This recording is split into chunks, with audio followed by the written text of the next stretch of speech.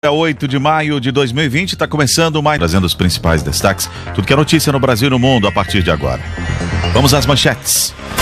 Jair Bolsonaro vai ao STF pressionar pelo fim do isolamento social. O presidente estava reunido com empresários e representantes da indústria quando sugeriu a ida ao Supremo sem avisar para cobrar medidas de ajuda à economia. Bolsonaro volta a desafiar orientações de isolamento social e diz que fará churrasco e talvez até uma peladinha com os 30 convidados amanhã. O presidente da Câmara, Rodrigo Maia, diz que pressão contra isolamento social é um ato quase criminoso, que salvar vidas vai estar sempre em primeiro lugar. Enquanto isso, o Brasil chega a 9.146 mortes por Covid-19. Segundo o Ministério da Saúde, são 135 mil casos confirmados da doença, com 55 mil pessoas recuperadas. Com dificuldades para importar respiradores, o Ministério da Saúde recebe só 22% dos aparelhos nacionais previstos para abril. A AGU pede ao STF para entregar apenas parte do vídeo da reunião de Jair Bolsonaro com Sérgio Moro. Citada no mesmo inquérito, a deputada federal Carla Zambelli vai depor a PF na próxima quarta-feira. O governo quer anunciar hoje o calendário de pagamentos da segunda parcela do auxílio emergencial. Dólar sobe 2,5% e volta a bater recorde nominal. Fecha a quinta-feira cotado a R$ 5,84. Linha de crédito para pagamento de salário só libera 40%. 1% dos 40 bilhões de reais anunciados pelo governo. Com o futebol ainda parado, times intensificam exames e o meia Diego Souza e 2 funcionários do Grêmio testam positivo para a Covid-19. E no Centro-Oeste, que é a região menos atingida pela pandemia, Goiás e Atlético Goianiense apresentam protocolo para retomar os treinos. Informação de Daniel Lian. O Brasil já registrou 9.146 mortes e 135.106 casos confirmados de coronavírus, segundo dados do Ministério da Saúde. Em 24 horas foram contabilizados 610 óbitos. O chefe da pasta, Nelson Teich, participou de uma videoconferência com deputados da Comissão Externa de Ações contra o Covid-19. Ele respondeu dúvidas de variados temas e foi questionado especialmente por parlamentares de oposição sobre a postura do presidente da República, Jair Bolsonaro, que defende o relaxamento do isolamento social e muitas vezes não segue corretamente as orientações do próprio Ministério da Saúde e da Organização Mundial da Saúde, saindo frequentemente, provocando aglomerações e, em determinadas ocasiões, utilizando incorretamente a máscara ou nem mesmo usando. Nelson Teich defendeu o Bolsonaro, dizendo que ele está preocupado com as pessoas, mas desconhecia a ida do presidente ao STF para o encontro com o presidente do Supremo, Dias Toffoli, que ocorria no mesmo horário da videoconferência. Eu não sabia da saída do presidente e o que é importante é o seguinte: eu fui designado por ele para fazer o Brasil passar por esse momento e estruturar um sistema de saúde melhor. Esse é o meu foco. Ele está preocupado com o país e com as pessoas, mas não teria colocado isso como um objetivo da minha vinda.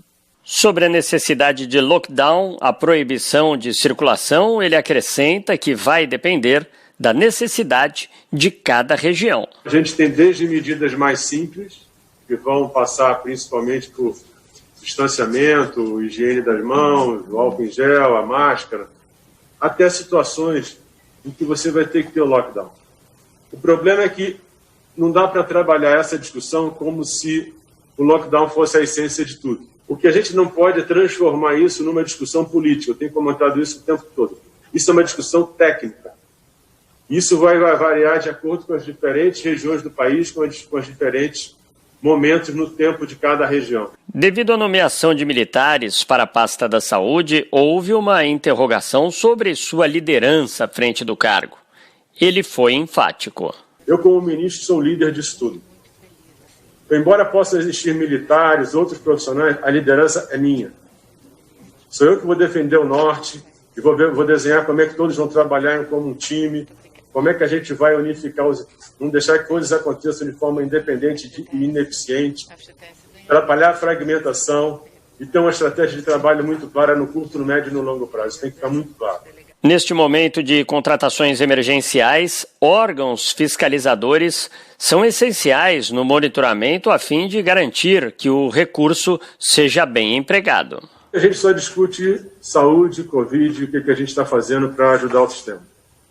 Mas existe um trabalho paralelo que está sendo feito com a CGU, com a TCU, de total transparência do sistema de saúde brasileiro. Então, em paralelo com tudo que está sendo feito aqui, voltado para as pessoas, para o sistema, tem um trabalho que está sendo desenvolvido justamente de transparência e trabalho com os órgãos de controle. O ministro falou ainda sobre as dificuldades para adquirir mais respiradores. Após buscar uma solução nacional para a falta dos equipamentos, o Ministério só recebeu 22% do total previsto para abril. 2 empresas brasileiras deveriam já ter disponibilizado 2.240 aparelhos. Ambas foram contratadas depois do fracasso de uma compra junto à China. A partir da próxima segunda-feira, dia 11, com regras mais rígidas que antes da pandemia. A decisão foi anunciada nesta quinta-feira, um dia depois de a capital paulista registrar 40 quilômetros de congestionamento e chegar a mais de 2.000 mortes pela Covid-19. A medida vale para toda a cidade, não só para o centro expandido, todos os dias da semana, incluindo sábados e domingos, e estará em vigor 24 horas por dia. Carros com placa de final par só poderão circular na capital paulista em dias do mês pares. Veículos com placa final ímpar apenas em dias do mês ímpares. Por exemplo, na segunda-feira, dia 11, quando o rodízio começa a valer, só vão estar permitidos os automóveis com placas final 1, 3, 5, 7 e 9.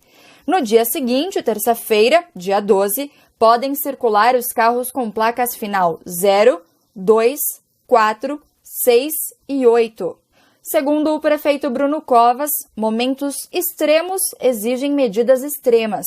Ele afirmou ainda que voltou atrás da decisão de liberar o rodízio porque isso acabou incentivando as pessoas a não respeitarem o isolamento social. A expectativa inicial da prefeitura era que, com a liberação do rodízio, a gente evitasse aglomeração nos ônibus. Só que, infelizmente, o que nós percebemos é que a liberação do rodízio tem servido como um estimulante para as pessoas saírem de casa. A prefeitura anunciou ainda que os profissionais da saúde estarão isentos do rodízio. Para isso, é preciso fazer um cadastro nos próximos 10 dias pelo e-mail isenção.covid19@prefeitura.sp.gov.br. Durante este prazo, as multas que forem aplicadas aos profissionais da saúde serão automaticamente canceladas. Se o cadastro não for feito e esse profissional for multado, ele poderá recorrer, como explicou o secretário municipal de Transportes, Edson Caran. Caso não aconteça o cadastro, aí sim, você recebendo a notificação, nós criamos juntas específicas de Jaris que vão analisar essa questão do funcionário de saúde circulando no dia de rodízio e, com certeza, havendo a comprovação, a multa será cancelada. De acordo com o secretário, a isenção do rodízio continua valendo para aqueles que já eram liberados anteriormente, como a Polícia Militar e o Exército. A medida anunciada pela Prefeitura foi criticada pelo consultor de Engenharia de Tráfego e Transportes, Horácio Figueira, que defende que o foco seja dado às pessoas e não aos automóveis. Eles estão querendo diminuir a circulação de veículos, mas o objetivo não seria diminuir a circulação de pessoas. Então, eu volto no que eu sugeri aí há alguns dias atrás, que as blitz deveriam ser nos bairros, onde as atividades comerciais continuam, a maioria delas abertas, as pessoas se deslocando. Para evitar aglomerações no transporte público com a volta do rodízio, a Prefeitura também anunciou que vai adicionar à frota atual mais 1.000 ônibus a partir de segunda-feira. Neste mesmo dia, também vai voltar a valer a zona máxima de restrição para a circulação de caminhões na cidade de São Paulo. Só estarão excluídos os caminhões das áreas de saúde e abastecimento. O Ministério do Turismo afrouxa isolamento e convoca servidores a repartições. A pasta revogou nesta quinta-feira parte de uma portaria que abria a possibilidade do trabalho remoto, o chamado home office, para os colaboradores. Servidores que não estão em grupos de risco ou não tenham uma justificativa específica precisarão retomar as atividades presenciais. São parte do grupo de risco quem tem 60 anos ou mais, ou tem doenças pré-existentes graves, por exemplo. Estados do Nordeste perdem nova compra de respiradores. O consórcio formado pelos governos estaduais da região agora tenta reaver 49 milhões de reais pagos antecipadamente a uma empresa sediada nos Estados Unidos. A Ocean 26 alegou que o acordo não seria cumprido por questões políticas e diplomáticas, já que o governo norte-americano barrou exportações de respiradores. O secretário de Saúde do Rio de Janeiro, Edmar Santos, comentou em uma reunião por teleconferência que o consórcio dos Estados do Nordeste foi alvo de um golpe. Estratégia de Juan Guaidó admite que assinou o contrato e pagou por invasão de mercenários americanos na Venezuela. Juan José Rendon confirmou ter pago $50 mil à empresa de segurança norte-americana Silvercorp e garantiu que o dinheiro saiu do próprio bolso. Em vídeo exibido pela televisão estatal venezuelana, um dos ex-militares americanos detidos confirmou que o plano era dominar um aeroporto, colocar Maduro em um avião e tirá-lo da Venezuela. A resposta do regime venezuelano para dissuadir a tentativa de invasão deixou até agora 8 pessoas mortas e tem pelo menos 19 detidas. O PDT pede que o STF restabeleça portarias revogadas sobre o controle e fiscalização de armas e munição. Os atos foram revogados no último dia 18 de abril pelo Comando Logístico do Exército, que na prática afrouxou as regras de rastreamento. Uma das portarias fixava dispostos de segurança na identificação de armas fabricadas no Brasil ou importadas. Outra criava o Sistema Nacional de Rastreamento com a finalidade de organizar o fluxo de peças controladas exclusivamente pelo Exército.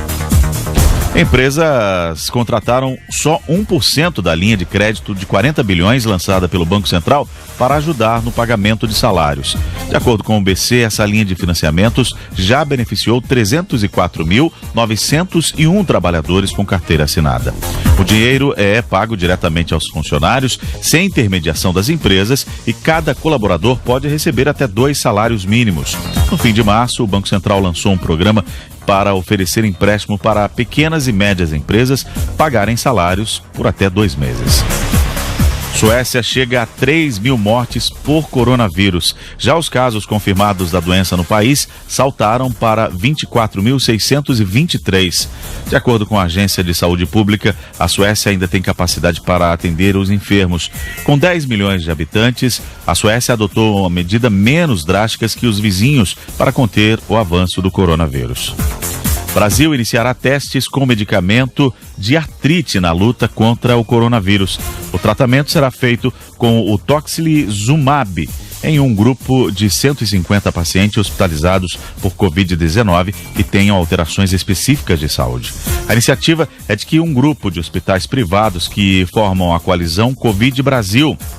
O medicamento é usado para tratar artrite e age na tentativa de diminuir a resposta inflamatória no organismo. Depósitos na poupança superam saques em 30 bilhões e 400 milhões de reais em abril. Segundo o Banco Central, esse é o maior ingresso líquido de recursos na caderneta de toda a série histórica que tem início em 1995. No entanto, a queda dos juros básicos da economia para 3% ao ano, a poupança está rendendo menos. Uma das explicações para o aumento dos depósitos pode ser o pagamento do auxílio emergencial de R$ 600. O Procon de São Paulo impõe auditoria e multa a escolas particulares que negarem desconto durante o período de quarentena. O órgão de defesa do consumidor determinou que qualquer cobrança extra deve ser suspensa nesse período e que as instituições devem criar um canal específico para conversar com os pais sobre finanças. Segundo o diretor executivo do Procon de São Paulo, Fernando Capês, as escolas têm que conceder o desconto de acordo com a redução de custos que tiveram. Apple investe $10 milhões em fábrica de kit para testes da Covid-19. Os recursos serão destinados à Copan Diagnostics, que poderá expandir a capacidade de produção. Com os investimentos, a empresa irá fabricar milhões de testes por semana. Além disso, a Apple também irá auxiliar a Copan na migração para uma fábrica maior no sul da... Acompanhado de representantes da indústria, Bolsonaro foi ao Supremo Tribunal Federal nesta quinta-feira para apresentar ao presidente da Corte, ministro Dias Toffoli, as demandas do setor. Após o encontro, o presidente da República afirmou que a crise causada pelo novo coronavírus já gerou milhões de desempregados no país. Segundo Bolsonaro, o que ainda garante a normalidade para a sociedade brasileira é o auxílio emergencial, que será pago apenas por 3 meses. Então nós vamos começar a colocar mais categorias essenciais para nós podermos abrir com responsabilidade, tá, e observado as normas do Ministério da Saúde, de modo que cada vez mais rápido nós possamos voltar à atividade normal. Caso contrário, depois da UTI, tá, é o cemitério, e não queremos isso para o nosso Brasil. De acordo com o ministro da Economia, Paulo Guedes, que acompanhou Bolsonaro na ida ao Supremo, os representantes da indústria presentes na reunião são responsáveis por nada menos que 45% do PIB brasileiro. Guedes afirmou que a economia está conseguindo preservar o que chamou de sinais vitais, mas garantiu que se a recuperação não começar dentro de um mês, o país corre o risco de ter de lidar com problemas no abastecimento. Embora nós estejamos protegidos, a população e todos tenham os recursos, o que adianta se daqui a 30 dias apaga a luz, desliga a comida para a produção nacional?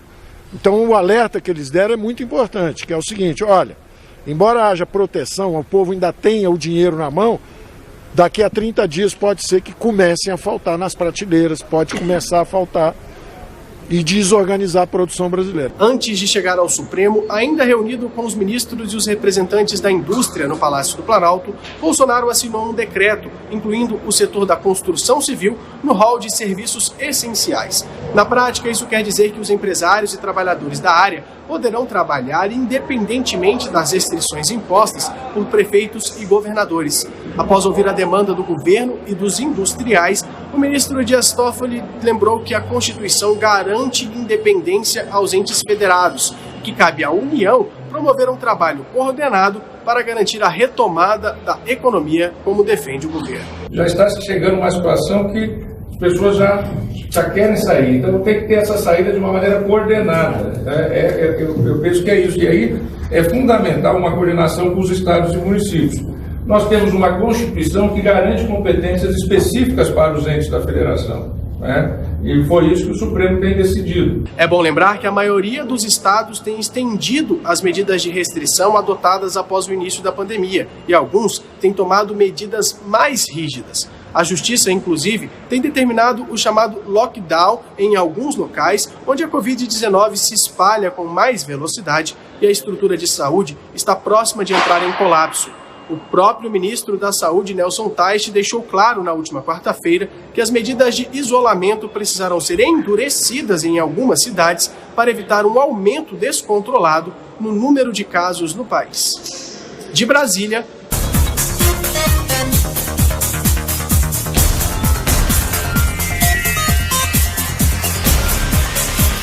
sexta-feira, 8 de maio de 2020. Nós seguimos com você, Brasil e do mundo, em mais uma edição.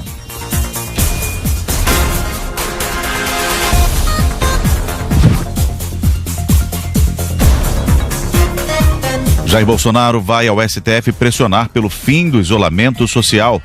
O presidente estava reunido com parlamentares. O projeto de ajuda a estados e municípios aprovado no Congresso aumentou a lista de funcionários que poderiam ter aumentos até o fim de 2021. Bolsonaro sinaliza que vai recorrer até o fim para não entregar exames de Covid-19. O presidente apontou que, se perder a última instância, mostra os testes sem problemas. O presidente do STF antecipa a posição e diz que é contra exigir que Bolsonaro mostre exames. João Otávio de Noronha afirmou que a exigência não é republicana e que não adianta nada saber se no passado o presidente da República teve ou não a doença.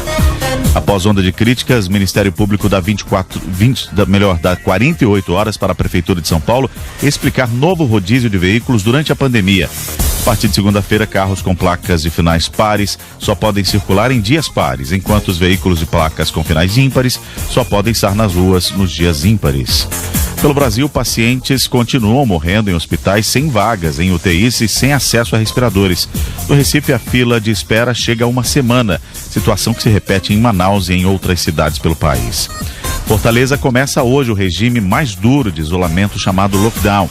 O governo paulista divulga nesta sexta-feira quais cidades poderão começar a flexibilizar a quarentena.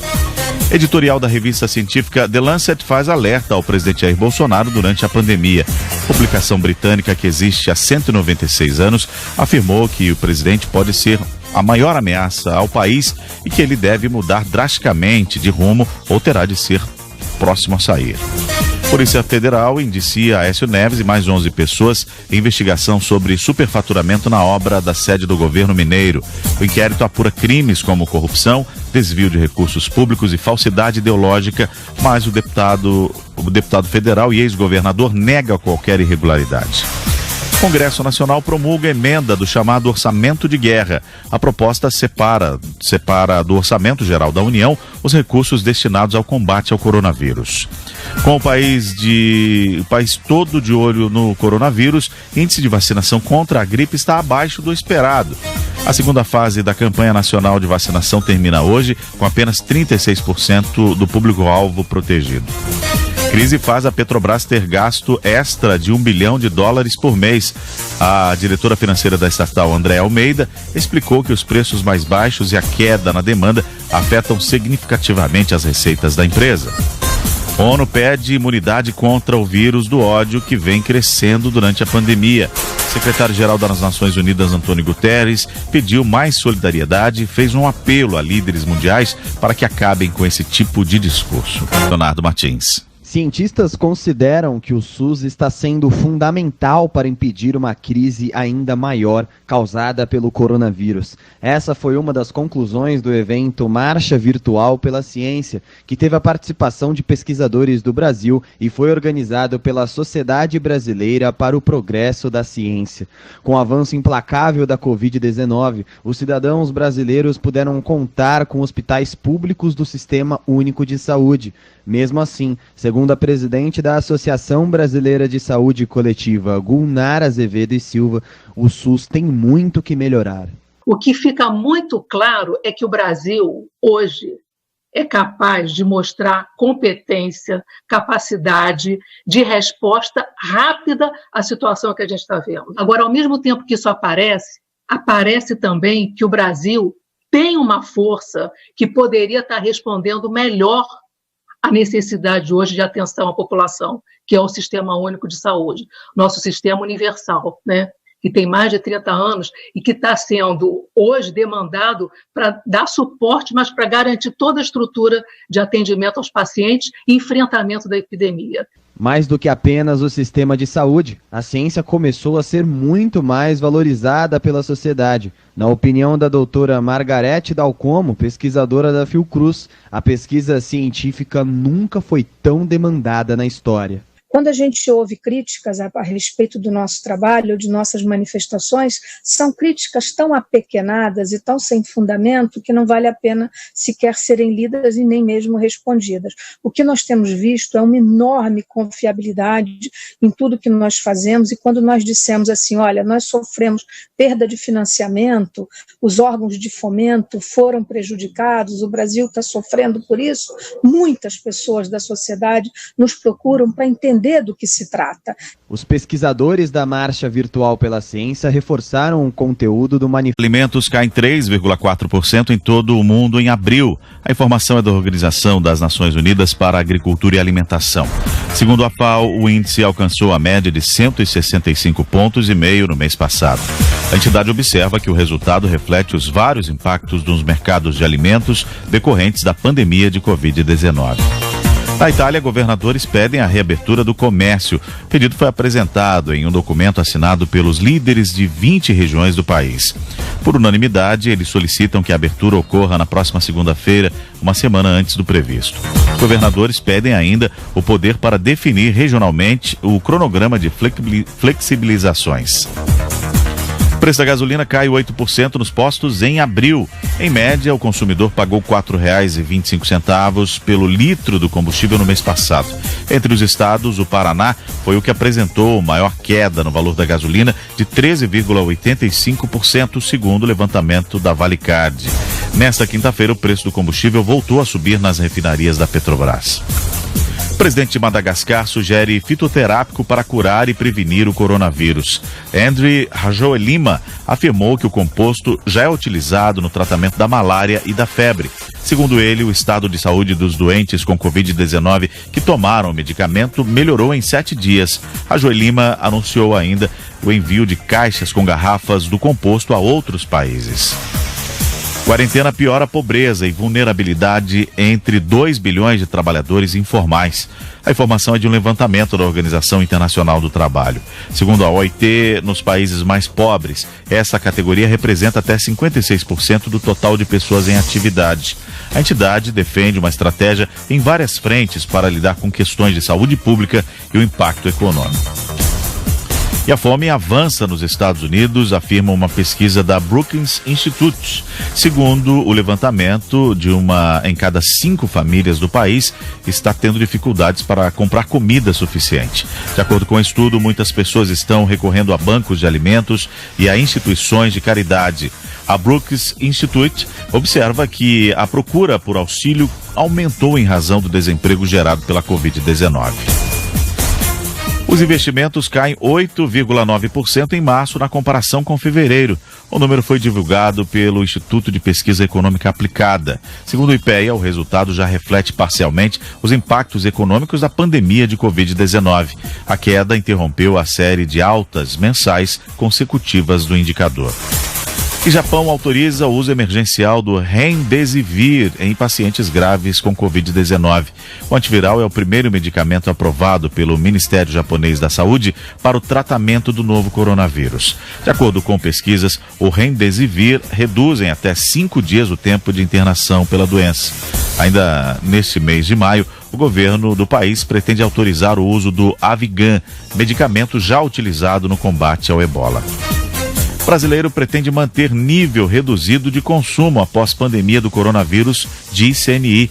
De acordo com a entidade, entre 50% e 72% disseram que pretendem seguir com essa conduta. Segundo o levantamento, de cada 4 brasileiros, 3 disseram que reduzirão os gastos com as medidas de isolamento. A pesquisa revela ainda que a perda total ou parcial de renda mensal já atingiu 40% dos brasileiros. Banco da Noruega corta juros para 0. A entidade decidiu reduzir a taxa básica de juros da economia em 0,25 pontos percentuais. A medida tenta aliviar o impacto da pandemia do novo coronavírus na economia local. Apesar da redução, o BC norueguês deixou claro que não planeja novas reduções nos próximos meses.